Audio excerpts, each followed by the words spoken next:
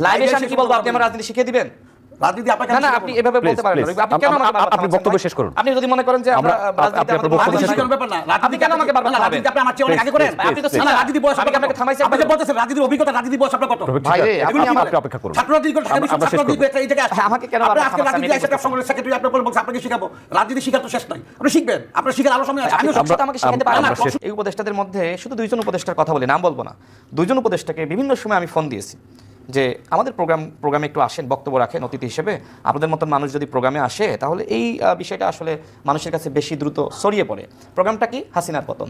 প্রোগ্রামটা কি? আওয়ামী লীগের জুলুমতন্ত্রের বিরুদ্ধে। প্রোগ্রামটা কি? এই ফ্যাসিস্টদের নিপীড়নের বিরুদ্ধে। তারা শেখ হাসিনার বিরুদ্ধে কখনোই আমাদের আহ্বানে মাঠে আসে নাই। তারা হচ্ছে উপদেষ্টা। সুতরাং আপনি যদি বলেন যে তারা এত সহজে ইলেকশন দিয়ে দেবে, আমি এটা বিশ্বাস করি না। আমি আপনাকে এই টকশো থেকে বলছি, এই সরকার ইলেকশন আদায় করতে এই দেশের জনগণ, এই দেশের জনগণ যখন তখন রাস্তায় নামে না, আদায় করতে বাধ্য করবে না। ইলেকশন এই যে এখন তো আপনি আন্দোলন দিকে যাচ্ছেন, আমার মতনই কথা বলতেছেন। আমি এটাই বলতেছি যে সরকারকে আসলে চোখে চোখে রাখতে হবে। সরকার যাতে বিপথে না যায়। সরকারের কতিপয় উপদেষ্টারা দেশের বিরুদ্ধে, রাষ্ট্রের বিরুদ্ধে ষড়যন্ত্র করবে। নির্বাচন যথাসময়ে না হোক তারা সেই বিষয়ে চক্রান্ত করবে। কারণ তাদের রয়েছে, 10 সেকেন্ডে শেষ করি, তাদের রয়েছে আওয়ামী প্রেম। তারা চাইবে যে আওয়ামী লীগ নির্বাচনে আসুক। কোনোভাবে তারা আওয়ামী লীগকে নির্বাচনে আনার জন্য চক্রান্ত করতেছে। আপনি নিশ্চয়ই জানেন কিনা আমি জানি না। আওয়ামী লীগকে এত স্মরণ করার কোনো কারণ নাই। এই উপদেষ্টাদের একটি অংশ স্মরণ করতেছেন প্রতিনিয়ত। শেষ করি। আমি শেষ মনে হয় যে সরকার উপদেষ্টা যারা সমালোচনা করছেন তারাও এতবার বলেন, আমি দয়া করে আপনাকে বলি না ভাই, এত আওয়ামী লীগ করেন না।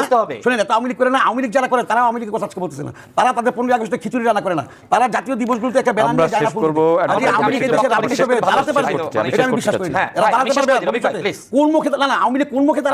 শেষ করতে দেন। কোন অধিকার নিয়ে দাঁড়াবে আওয়ামী লীগ? আমাকে বলেন। আপনার কথা তো বললেন, আমি শেষ করি। শোনেন, আওয়ামী লীগ এই যে ঘাপটি মেরে রয়েছে, আওয়ামী লীগ এই যে নিশ্চুপ, এটা আসলে একটা মানে খুবই সংশয়ের বিষয়। আওয়ামী লীগ যদি ছোট ছোট মিছিলও নিয়মিত করতো তাহলে বোঝা যেত যে তারা ফিরে আসার চেষ্টা করতেছে। কিন্তু একটা মানুষ যখন হঠাৎ করে স্তব্ধ হয়ে যায় তখন আসলে আতঙ্ক, সন্দেহ, সংশয় বেড়ে যায়। উপদেষ্টাদের মধ্যে একটি গ্রুপ, তারা কিন্তু রিফাইন্ড আওয়ামী লীগ নামে আওয়ামী লীগ ফিরিয়ে আনার চক্রান্ত করেছিল।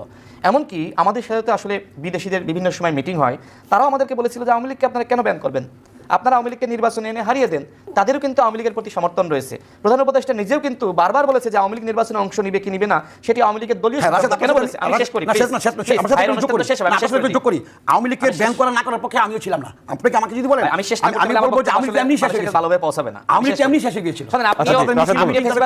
আমিও ফেসিবাদ বিরোধী শক্তি, এখানে কাউন্টার দেওয়ার কিছু নাই। আমি কোনো খারাপ কথা বলতেছি না, এই ধরনের কথা আমি সবসময় বলি। তো আমি যেটি বলছিলাম যে আওয়ামী লীগকে ফিরিয়ে আনার ব্যাপারে প্রধান উপদেষ্টা নিজেও তার বক্তব্যের মাধ্যমে আমার কাছে মনে হয়েছে যে আন্তরিক, রিফাইন্ড আওয়ামী লীগ। এবং এই উদ্দেশ্যে কিন্তু সাবের এবং মান্নানকে জামিন দেওয়া হয়েছিল। এবং এই যে সাবের এবং মান্নানকে সামনে রেখে মূলত রিফাইন্ড আওয়ামী লীগ গঠন করতে চেয়েছিল। এবং এই বিষয়টা কিন্তু এনসিপির বর্তমান নেতারা, বিশেষ করে হাসনাত আব্দুল্লাহ, তিনি কিন্তু এনেও জেনেছিলেন, তিনিও বিষয়টা কিন্তু সামনে এনেছেন যে রিফাইন্ড আওয়ামী লীগ গঠনের একটি আলোচনা চলছে। এনিহাও যাই হোক, আমরা কিন্তু সবসময় বলেছি যে রিফাইন্ড আওয়ামী লীগ গঠনের একটি চক্রান্ত উপদেষ্টাদের একটি অংশ করছে। এবং এই বিষয়টি আমি রাজনৈতিক দলের কর্মী হিসেবে বড় বিএনপির আমি বিব্রত হই।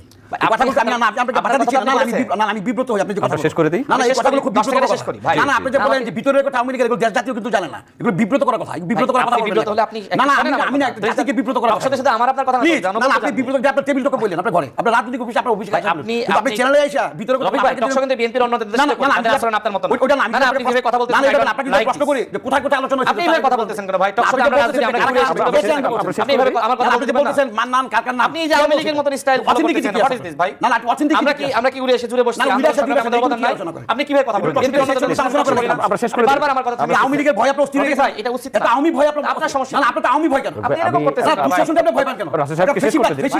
কি ধরনের রাসেল সাহেবকে শেষ করতে দিন। আমরা অনুষ্ঠান শেষ করব। জি, আপনি শেষ করুন। না ভাই, সে কথা এইভাবে করতেছে কেন? বিএনপির একদম শীর্ষ নেতৃত্ব জনাব তারেক রহমান থেকে শুরু করে বিএনপির স্থায়ী কমিটির সবার সাথে আমাদের যোগাযোগ সম্পর্ক, বিভিন্ন জায়গায় উঠি বসি একই প্রোগ্রাম। আমরা শেষ করে দিই। রফিকবার মতন এরকম তো কেউ আচরণ করে। আপনি শেষ করুন। আপনার আমি খুব কষ্ট পাচ্ছি যে সে বারবার কাউন্টার দিচ্ছে কেন? আপনি কি আপনার দলের বিরুদ্ধে বলছেন? আপনার বিরুদ্ধে বলেন। দলের বিরুদ্ধে না, এগুলো এই সব কথা। এই কথা আমি বললে আপনার সমস্যা কোথায় ভাই? আপনারটা আপনি বলেন। লাইভে এসে আমি কি বলবো? আপনি আমার রাজনীতি শিখিয়ে দিবেন? রাজনীতি আপনাকে না, আপনি এভাবে বলতে পারেন না। আপনি কেন আমাকে বারবার আপনি বক্তব্য শেষ করুন। আপনি যদি মনে করেন যে আমরা রাজনীতি আমাদের বক্তব্য শেষ করুন। ব্যাপার না, আপনি কেন আমাকে বারবার থামাবেন? আপনি আমার চেয়ে অনেক আগে করেন। আপনি তো না, রাজনীতি বয়স আমি আপনাকে থামাইছি। আপনি যে বলতেছেন রাজনীতির অভিজ্ঞতা, রাজনীতি বয়স আপনার কত? ভাই রে, আপনি অপেক্ষা করুন। ছাত্র রাজনীতি করতে এই জায়গায় আসেন। আমাকে কেন আপনি বারবার আজকে রাজনীতি থামাচ্ছেন? আইসা সংগ্রামের সেক্রেটারি আপনার বলছে আপনাকে শিখাবো। রাজনীতি শিখার তো শেষ নাই। আপনি শিখবেন। আপনার শিখার আরো সময় আছে। আমিও সব কথা আমাকে শিখাতে পারেন না। আমি শেষ করে দিই। আপনি আমাকে কোশ্চেন বলে আপনি বলবেন ভাই, এটা খারাপ দেখা যাচ্ছে। মানুষ এটা আমিও বলতে পারি। আমি শেষ করি ভাই। আমি আপনাকে বলতেছি আমি আমার তথ্য আমি আমার যে অভিজ্ঞতা সেই অনুযায়ী আমি আমার বক্তব্য দিচ্ছি। এই স্বাধীনতা তো আমাকে দিতে হবে। রবিক ভাইয়ের সময় রবিক ভাই কথা বলেছে, আমি কিন্তু কখনোই তাকে কাউন্টার দিই না। আমি কিন্তু দুইজনকে থামিয়ে দিয়ে শেষ করছি না, আপনি শেষ করলেই আমি শেষ করব। আমি সেটাই বলতেছি যে অবশ্যই আমাদের ভিতরে সহনশীলতা দরকার, ধৈর্যশীলতা দরকার। আমি কি বলবো, আমার বক্তব্য খারাপ ভালো হলে সেটা দর্শক গ্রহণ করবে, সেটা দর্শক আমাকে উত্তর দিবে। শেষ করবেন। হ্যাঁ, আমি শেষ করছি। সেটা রবিক ভাই বারবার, আমি খুবই দর্শকদের কাছে আমি দুঃখ প্রকাশ করছি এই ধরনের পরিস্থিতি, আমি পড়তে চাই না। আপনি আওয়ামী লীগের শিবিরের কথা আশঙ্কা করতেছেন, বাইরে দর্শককে নিয়ে আপনি টানতেছেন, আপনি দর্শককে নিয়ে টেনে কি আপনি বড় নেতা হয়ে যাবেন? রফিক শিকদার, আমরা একটু শেষ করতে দিন, রাশেদ খানকে শেষ করতে দিন। ভাই আওয়ামী লীগ তো আপনার ফিরে আসার আশঙ্কা তো সবাই করে, তো আপনি করেন, আমি বিশ্বাস করি। আচ্ছা ঠিক আছে, আপনি করেন না, আপনি করতে পারেন, আমি বিশ্বাস করি। আমি শেষ করি ভাই। তো সেই জায়গা থেকে আমরা মনে করি, বক্তব্য শেষ করুন। হ্যাঁ, আমার বক্তব্য শেষ করছি। সেই জায়গা থেকে সরকারের অনেকে যেহেতু আওয়ামী লীগের ব্যাপারে তাদের সফট কর্নার রয়েছে, এই জন্য আমাদের যারা আমরা ফেসিবাদ বিরোধী শক্তি ছিলাম, আমাদেরকে অবশ্যই নিজেদের ভিতরে একতা ধরে রাখতে হবে। আমরা যদি বিভক্ত হই তাহলে আওয়ামী লীগ ফিরবে, খুব স্বাভাবিক। কারণ একটা দল বা একটা শক্তি কখন আসলে ফিরে আসার সুযোগ পায়, যখন আমরা যারা লড়াইয়ে অংশ নিয়েছি আমরা যখন বিচ্ছিন্ন হয়ে যাব, বিভক্ত হয়ে যাব। দেখেন ৭১-এর পরে শেখ মুজিব যখন বাকশাল কায়েম করলো, বাকশালের পরে আওয়ামী লীগ বাংলার মাটিতে কখনোই ফিরে আসবে এই কল্পনা কেউ করেছিল? ওই সময় জাসদের প্রায় ৩০,০০০ নেতাকর্মীকে আপনার গুম খুনের শিকার হতে হয়েছে। ঠিক দেখেন, তারপরে কিন্তু আওয়ামী লীগ এরশাদের আমলে কিন্তু ব্যাক করেছে না? তো যাই হোক, এখন ২৪-এর আপনার গণহত্যা, এইবার ২০০০ মানুষকে শহীদ করা হয়েছে, ৩০,০০০ আহত যোদ্ধা।